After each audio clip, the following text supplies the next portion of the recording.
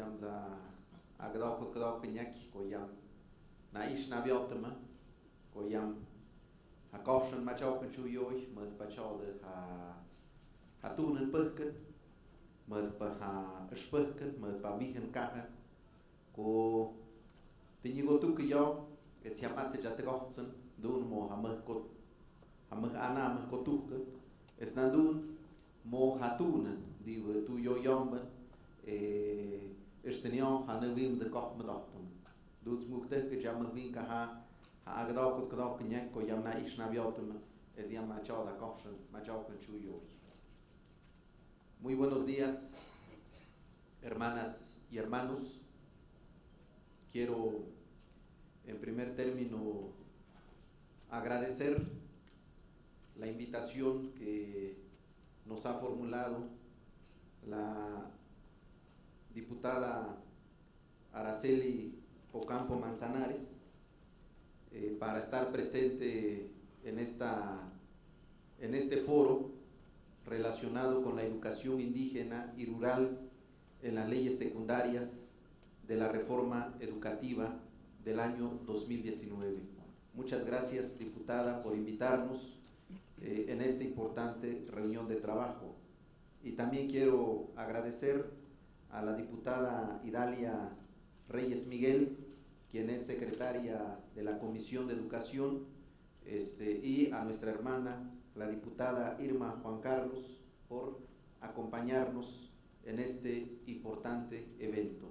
Creo que la presencia de nuestras diputadas aquí en esta sesión es muestra del interés, del compromiso que todas tienen para sacar adelante las reformas a las leyes secundarias que son tan necesarias para concretar y decantar la reforma constitucional al artículo 3 y a otros artículos constitucionales que se han reformado recientemente.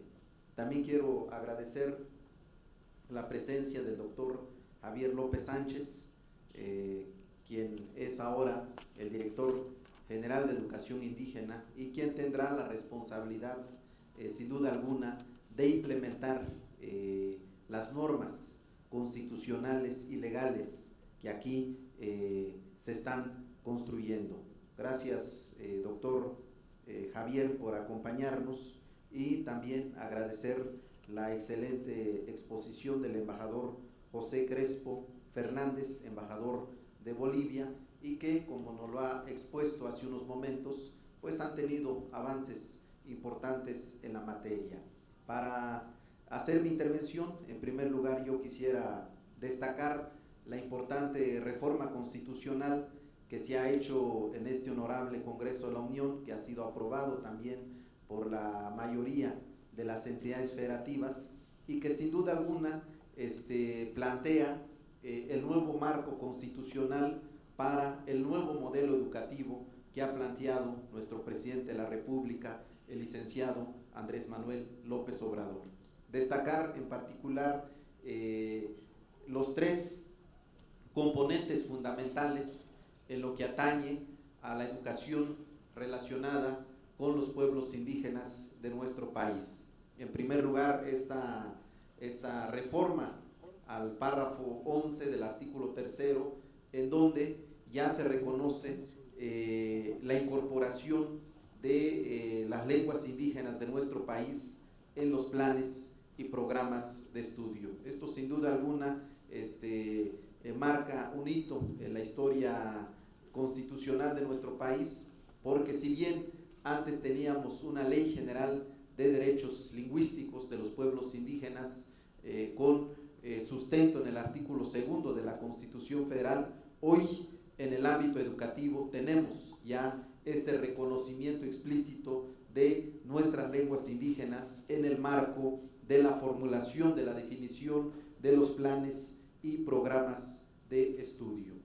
Y una segunda cuestión que es importante destacar es en cuanto a los criterios nacionales que habrán de orientar la educación en nuestro país. Y en el inciso E, pues bajo este concepto, bajo el principio de la equidad, se ha reconocido en el contexto de nuestros pueblos y comunidades indígenas la educación plurilingüe e intercultural, y que tendrá como fin último la promoción, el respeto de nuestro patrimonio histórico y cultural. Esto también es muy importante destacarlo porque no se había reconocido en el artículo 3º de la Constitución Federal la educación indígena bajo estas características del plurilingüismo y la interculturalidad. Creo que este es un segundo aspecto que hay que destacar de la reforma constitucional al artículo 3º, y una tercera cuestión es sin duda alguna el principio de la interculturalidad, que como ha sido definido hace un rato por el embajador de Bolivia, que es una definición de la UNESCO, tiene que ver con esta relación respetuosa, equitativa entre diversas culturas en el contexto de un determinado país, de un determinado estado. Entonces, el hecho de que se incorpore el principio de la interculturalidad como un principio de la educación nacional, creo que es un paso muy importante en la construcción de un país con las características que tiene México, la diversidad étnica, cultural y lingüística, que es uno de sus componentes fundamentales. Dicho lo anterior, ahora el reto, sin duda alguna, es cómo concretamos estas normas constitucionales a las leyes secundarias, a reformas de carácter institucional, sin duda alguna, y también hay que decirlo, a las reformas en las constituciones y las leyes de las entidades federativas. Creo que ese es el enorme desafío que tenemos como país, que tiene el honorable Congreso de la Unión, la reforma a las leyes secundarias, en particular a la Ley General de Educación, y la reforma a las constituciones y leyes de las entidades federativas. Este es pues el trabajo que ahora se tiene por delante, y bueno, pues yo sé que aquí en la Cámara de Diputados hay un importante diálogo para ir construyendo las leyes secundarias. Hace algunas semanas, a propósito de una reunión que tuvimos con el señor secretario de Educación Pública, el licenciado Esteban Moctezuma, justo hablábamos de cómo tener una coordinación entre las diversas instancias del Poder Ejecutivo Federal con la Cámara de Diputados, justo para que se pueda construir las reformas a las leyes secundarias que respondan a esta nueva realidad constitucional que ahora tenemos. Y en este sentido, yo quisiera hacer algunas reflexiones, algunos aportes desde la perspectiva del Instituto Nacional de los Pueblos Indígenas. Y lo primero que quisiera decir es el desafío que implica este mandato constitucional de incorporar las lenguas indígenas en los planes y programas educativos a nivel nacional. Y el primero de ellos, que yo creo que es muy importante señalarlo, es cómo superamos esta tesis, esta actitud que ha reducido la enseñanza de nuestras lenguas indígenas solo en las regiones, solo en el contexto de los pueblos y comunidades indígenas. Hoy creo que el planteamiento tiene que ubicarse justamente cómo incorporamos las lenguas indígenas en todo el sistema educativo nacional, que no sea algo exclusivo de las regiones o de los pueblos indígenas, porque en mi caso yo hablo la lengua Ayuk. Bueno, la lengua Ayuk oficialmente, formalmente, se imparte en las escuelas públicas del pueblo mije, de los 19 municipios mijes. Y lo mismo ocurre con las 68 lenguas indígenas de nuestro país. Vamos aquí a retomar las frases que en su momento acuñó el antropólogo Gonzalo Aguirre Beltrán cuando habló de las regiones indígenas como regiones de refugio. Pues algo similar ha ocurrido con nuestras lenguas indígenas. Esto solo se da en las regiones indígenas de nuestro país, pero es muy difícil que en las escuelas públicas se imparta el zapoteco, por ejemplo, en la ciudad de Oaxaca, o el náhuatl en la Ciudad de México, o el náhuatl en la ciudad de Chilpancingo, o el rarámuri en la ciudad de Chihuahua. Vayan, ni siquiera hablemos de Krill o de Cuauhtémoc, que son las ciudades más cercanas de la región tarahumara. Creo que el desafío es cómo incorporamos la lengua indígena en todas las escuelas públicas y privadas de nuestro país. Y esto no es algo imposible. Creo que en Paraguay ha sucedido con el caso del guaraní. Está ocurriendo en Nueva Zelanda, en Australia, en el caso de la lengua maorí.